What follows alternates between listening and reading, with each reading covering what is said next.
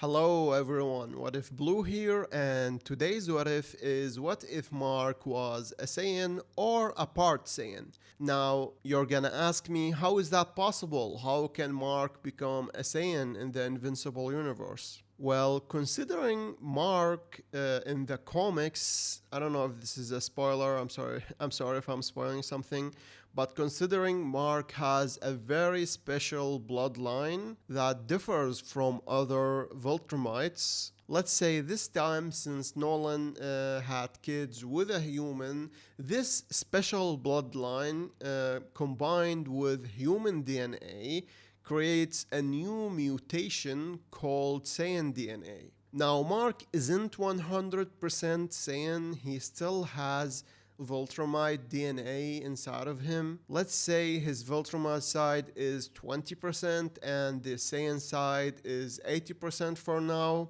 And considering the Saiyan DNA isn't as weak as the human DNA, I believe that the Viltrumite side will never overpower the Saiyan DNA 100%. He will probably be 50% Saiyan and 50% Viltrumite when he grows older. So you're gonna ask me, how strong will Mark be when he's born? Since Saiyans have low class Saiyans, mid class Saiyans, and elite class Saiyans. Honestly, in the Dragon Ball universe, Goku was an extreme outlier because he was born with a 2 power level, which is extremely low, even for low class Saiyans.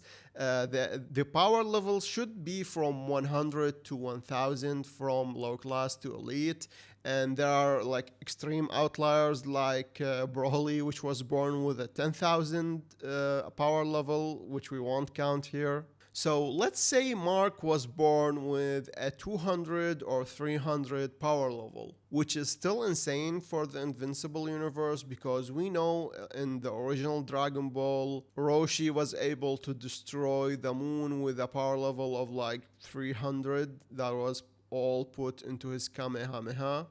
I think it was even lower than 300, honestly. So Mark being born with a 200 to 300 power level already puts him like in the top 1% of any power on Earth, especially physically. Now, since Mark is 80% Saiyan, he's gonna have trouble knowing what ki is or how to control his ki or how to even learn how to fly, because Saiyans don't fly out of nowhere, they have to learn how to fly. On the other side, Viltrumites can immediately fly like it's nothing. Also, Mark would not be born with a tail because of his Viltrumite side dictating what he's gonna look like. So his body does not have a tail. The Viltrumite DNA, even at 20%, is strong enough to not give him a tail. So this makes the story a little bit different because this means Mark would be powerful from the beginning, like even at 4 years old, 5 years old, 6 years old. Nolan will notice how powerful Mark is. Of course, he won't be able to fly, he won't be able to control his ki. He doesn't even know what ki is. He's gonna get pushed into using it in fights. But so far, like at 5 years old, Nolan notices how strong Mark is. He's exceptionally strong, even stronger than elite newborn Voltrumites. Like Nolan is thinking like Mark is so like, because he's sparring with him, he's thinking Mark like might be even stronger than Thrag when he was born. I mean, think about it. Mark at 5 years old at the power level of 200 to 300 is technically a moonbuster, but he can't use ki, so he technically can't really destroy planets or moons or like anything like that. Also, Nolan's plans are gonna be a little bit different because he notices that Mark isn't really a conventional Viltrumite. Like no Viltrumite gets their power at 5 years old or 4 years old because Saiyans are born strong. They use their strength their whole lives. They don't have to unlock their powers like Viltrumites when they unlock their powers at 8 years old, 10 years old, 14 years old, whatever. Saiyans are born strong. The only difference between Saiyans and Viltrumites, Saiyans get insane power boosts from battles that makes them like gets them near death, unlike Viltrumites. Viltrumites do get power boosts from insane battles, but it's not like Saiyans at all. Saiyans get insane Zenkai boosts. Also, Saiyans aren't born with the powers to fly, to breathe in space, all of that. Viltrumites are born to be able to travel through space. Technically, Mark will get these abilities to survive in space the more and more his Viltrumite DNA gets closer to 50% of his Saiyan DNA. Also, Saiyans only get stronger with training and battles, and Viltrumites get stronger the older they get. That's a huge difference between the two. So Mark will not get stronger unless he spars and gets stronger with battles, which will happen because Nolan is sparring with him basically every single day, preparing him to take over Earth, but he's still not mind washing him. He's not telling him about the Viltrumite Empire because he's still like 5-6 years old. I think he's planning to tell Mark at 10 years old or something to prepare him to destroy the planet, or more like take over the planet to make it a Viltrumite breeding ground. But also Nolan is a little confused because Mark isn't a conventional Viltrumite, so he doesn't know, like, does he report that to the Viltrumite Empire? Will he get executed for breeding and making a new race that's not even a Viltrumite? So Nolan asks Cecil for help for DNA testing and all of that. So Cecil tests Mark DNA with Nolan's DNA. Mark is definitely his son, but there is like 80% of Mark's DNA is DNA they've never seen before. It's not Viltrumite, it's not human, it's not anything they've ever seen. So Mark is 20% Nolan, 80% something else, like something they've never seen. So Nolan like delays telling the Viltrumite Empire because he doesn't know what's happening, what's the reason Mark has 80% DNA that's unknown. So he keeps training Mark at 5 years old, 6 years old, 7 years old, and at that point Mark has gotten like a lot of tiny Zenkai boosts from the sparring and going home very tired. So Mark is probably at the power level of 500. 500 is really, really good. But at the same time, Mark still doesn't know how to fly, which is really confusing for Nolan because why? Like, how can Mark not fly? It's instinct for Viltrumites. How can Mark just not like get up and fly? He doesn't understand that. Also, at that point, Mark is doing way more training than studying. Like, Debbie is not happy about it, but Nolan tells her that Mark is gonna be the hero of the future. He has to train, he has to master his powers. Like, studying is secondhand. Nolan convinces her and she says yes. She doesn't really have a choice anyways. So Mark does a lot of training with other heroes, especially heroes that can fly, because Nolan is hoping that he can learn to fly from them. He also does a lot of training alone, meditating, all types of training. Like Cecil and Nolan help him train a lot, train until Mark, like, it kind of clicks for him, like key inside of his body clicks for him because he starts, at a certain power level, you just have to know how to use ki because it's just a part of your Saiyan DNA. It's a part of your power arsenal. So you're gonna have to learn how to use it anyway. So at 9 years old, 9 or 10 years old, Mark starts understanding Ki. He starts understanding that if he pushes Ki from his feet, he can fly. He starts understanding if he puts a lot of Ki in his hands, it starts to glow. It starts to make a sphere of blue Ki. And Nolan is flabbergasted. He doesn't understand what this is. Like, what is this magic? How is Mark creating power spheres from his hands? Like, Nolan is flabbergasted. He made a whole new sub race of Ultramites. He doesn't even know if he should tell Thrag or not. But he doesn't know that it's only his special DNA with humans that could make a Saiyan DNA.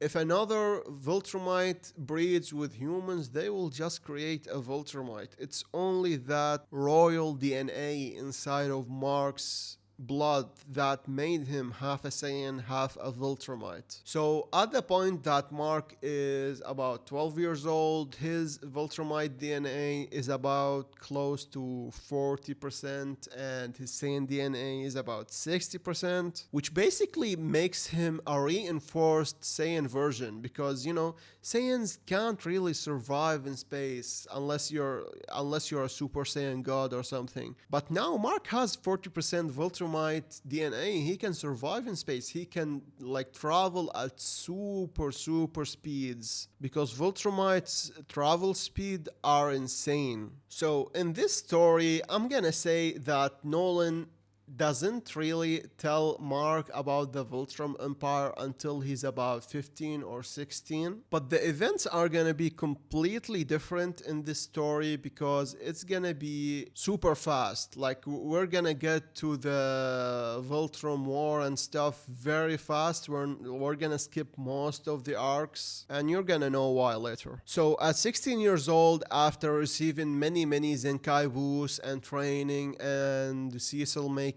special equipment for Mark to go under a lot of weight, a lot of training, muscle training, all of that. Mark would probably be at 2000 to 4000 power level, close to Nappa from the Saiyan Saga, if anyone knows that. So Mark physically is much stronger than Nolan now, and Nolan is really, scared of Mark because of his strength. Like, even their sparring now doesn't make Mark tired. He can just evade all the punches. He can basically just kill Nolan.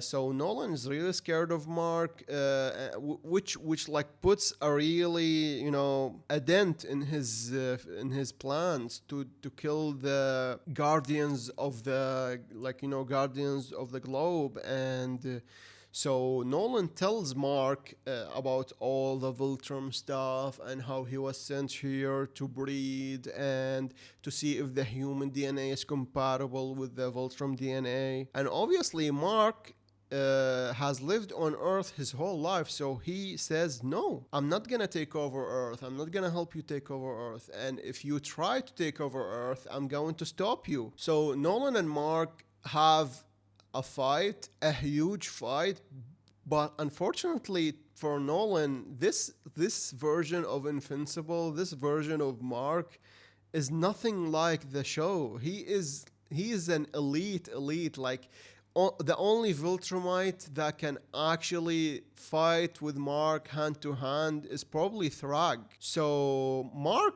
beats Nolan to a pulp, and he kind of forces him to join him. He kind of forces him to change his way of thinking. He just punches the Voltron way out of his head. No major casualties happen, no nothing. Like, Mark ends the fight pretty quickly in 1 or 2 minutes. So by Nolan joining forces with Mark, they tell Cecil about the Voltron Empire and how they're planning to take over Earth, and how there is a very strong warrior in the Voltron Empire called Thrag, and Mark probably can't really beat him right now. Maybe he'll come close, but he can't. So they asked Cecil to come up with a way to train Mark because they know he gets stronger after every battle. So they asked Cecil to make something to train Mark to get super strong, to push himself to the limit. it. So after Cecil talks with the scientists and everything, they come up with a device called the gravity chamber. It's a chamber that like alters the Earth's gravity in that chamber, and it can push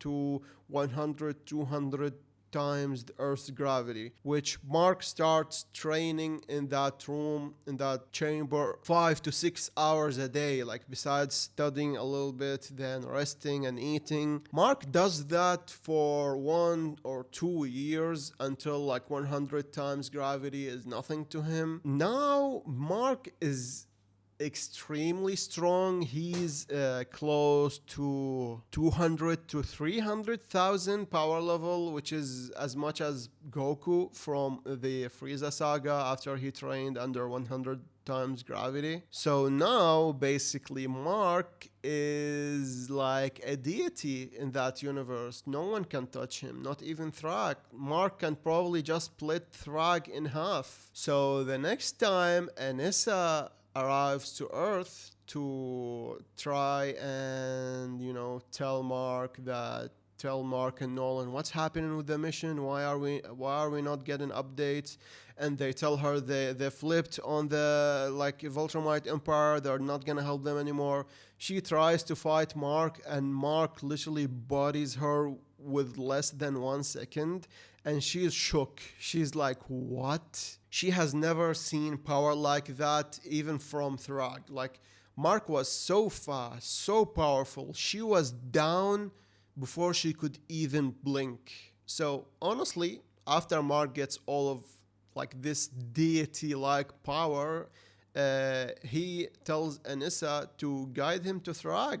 They're gonna fight for the throne of the Voltrum Empire. So they force Anissa to take them to Thrag, and she's cocky. She's like, oh, Thrag is gonna kill them. Like, there is no way someone is stronger than Thrag. Even if he beat me in 1 second, there is no way Mark could beat Thrag. So once they reach Thrag, and Mark tells him that his throne is no more, he's gonna take over the Voltrum Empire, and he's gonna change their ways. Obviously, Thrag gets angry and he prepares for battle, but unfortunately for Thrag, Mark has achieved peak Saiyan. Like, he's achieved peak Saiyan form. The only thing he hasn't yet achieved is Super Saiyan. And there is no one in that universe to actually push Mark into like achieving Super Saiyan. So basically, Mark beats Thrag, and Thrag is on one knee, and he refuses to give up the Voltrum Empire, and he lunges over to Nolan to kill him, and Mark is forced to kill Thrag.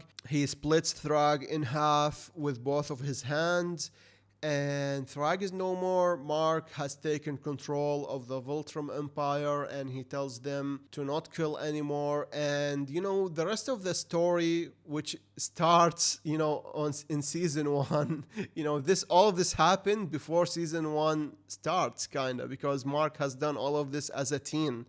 So everything that happens in the Invincible world is just like nothing but child's play for Mark. Nothing can beat him. Angstrom Levy gets beaten immediately. Everyone gets beaten immediately. Everything just gets solved immediately because Mark is the most powerful person in that universe. And that's my story on what if Mark was a Saiyan. If you like that, leave a like, subscribe to my channel, and goodbye.